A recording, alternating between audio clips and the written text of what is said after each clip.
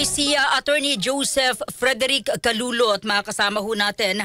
Update lamang po ito sa Tuklaw o Tuklaw cigarettes. PDEA spokesperson Attorney Life Care sa RMND ZXL Manila, si Lourdes po ito. Good afternoon. Magandang hapon, Ma'am Lourdes. Magandang hapon din po sa mga nakikinig at nanonood sa ating palatuntunan. Salamat ho at napagbigyan niyo po kami kahit alam po naming holiday po ngayon, sir. Salamat, sir, ha?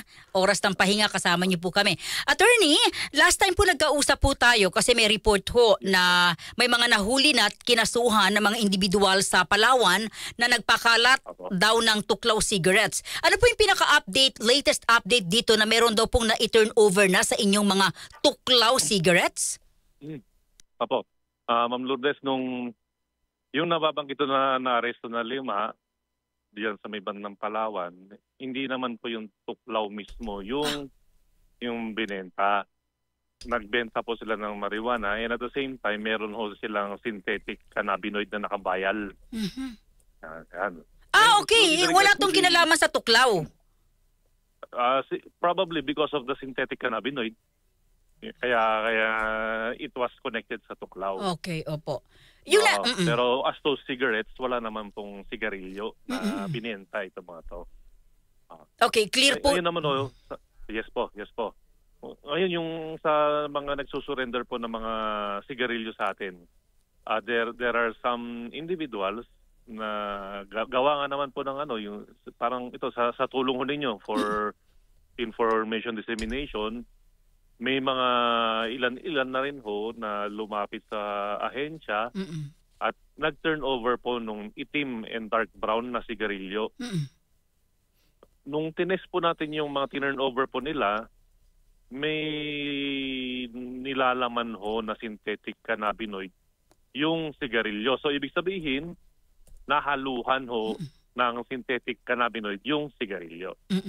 At ito po ay pwede bang sabihing tuklaw cigarettes or iba rin sa tinutukoy nating tuklaw cigarettes? Ano po kasi, Ma'am Lourdes, when we speak of tuklaw, ano po yun? That's the brand. Brand ho yan.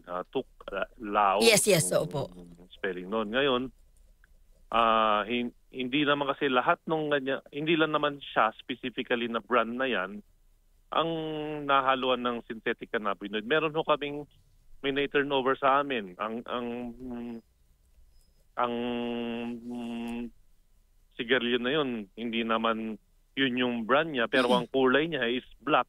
Meron din dark brown na lace siya. Ibig sabihin, pag sinabing lace, nahaluhan po ng synthetic cannabinoid. Okay, attorney, ang malinaw sa sinasabi nyo ngayon, hindi lang itong tuklaw cigarettes ang merong ganitong ipinagbabawal na kemikal.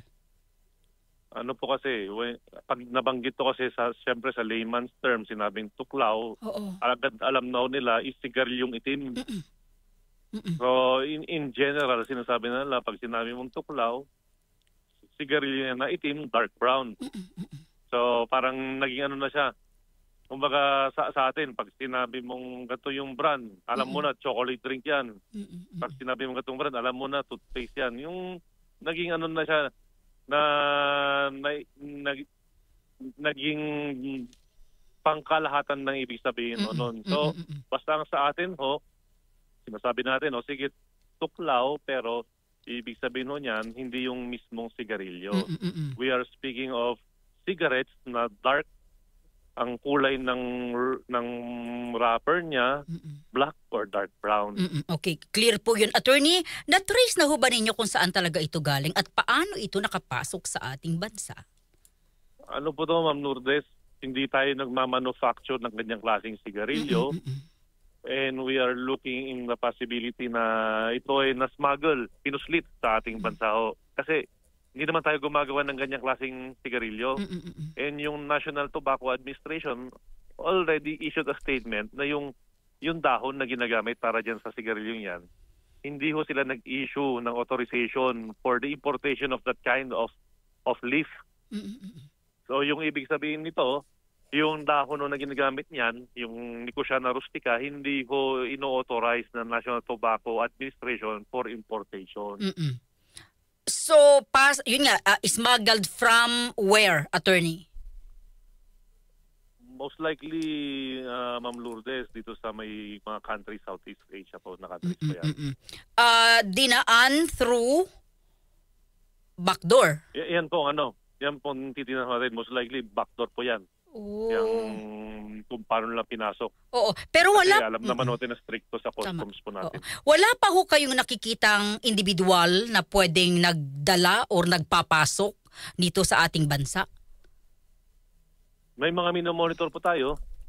Sa ngayon, continuous monitoring pa lang po, Ma'am Lourdes. Hindi lang po natin maaaring banggitin yung individual o tao dahil these are operational matters na baka makapekto po sa ating ginagawang operasyon. Ang amin lang yung assurance na sana po hindi talaga siya kumalat pa o kumalat na sa iba't ibang bahagi ng bansa. Apo, ginagawan naman ho natin ang paraan yan. We have our partners, hindi lang naman po ito PIDEA, nandyan ho yung Dangerous Drugs Board, we also have the PNP.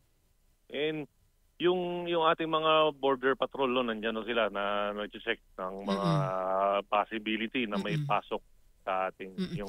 Attorney, may nalaman ho kami. Sabi, nakikita raw po ito sa mga online websites? Yes.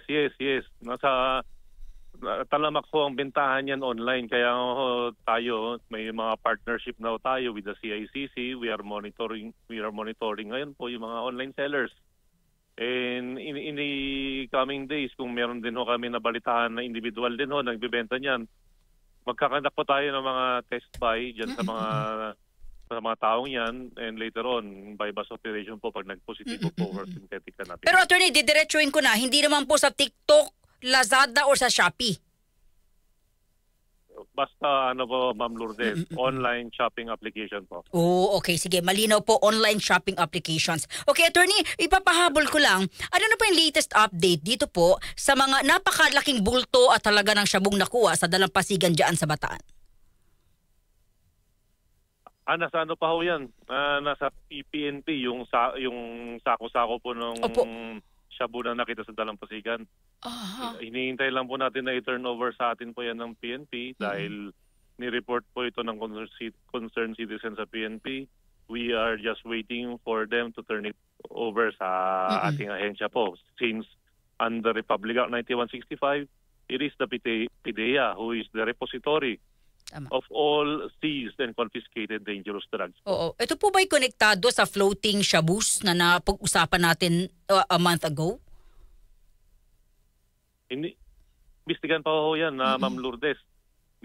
Kaya nabanggit ko pa ho, wala pa ho kasi sa atin yung mga na-recover ho doon, iniintay lang ho natin for turnover para magawa ho natin ng tamang laboratory analysis. Okay. Attorney, maraming salamat. Oy, attorney, bago pala, no? Yung mga kawani ba ng PIDEA, pinag-mandatory drug test yan, sir? Ma'am Lourdes, mandatory drug testing po tayo. Yung mga kawaniyo ng PIDEA. Every year yan, meron na kami mandatory drug testing dahil sa atin po, one strike policy po tayo dyan. Once na meron ho tayong kasamahan sa PIDEA na nagpositibo for use of dangerous drugs, automatic ko yan. Tanggal sa servisyo at meron pa ho yung kakarapin na kaso. Hindi po ito violation. As a lawyer, di naman po violation, di ba, attorney? Sa amin po, ma'am, since we are a law enforcement agency, automatic po yan. One strike policy, mandatory po. Attorney, salamat ha sa oras po ninyo sa amin. Sana ho, pag may mga ganitong mahalagang information, kasama niyo po kami, attorney. Thank you, sir. Mabuhay po ang PIDEA. Yes, Ma'am Lourdes. Maraming salamat din po sa suporta ninyo, sa tulong po ninyo sa pag-disseminate ng mga impormasyon. Magandang hapon ho. Mabuhay po kayo. DCXL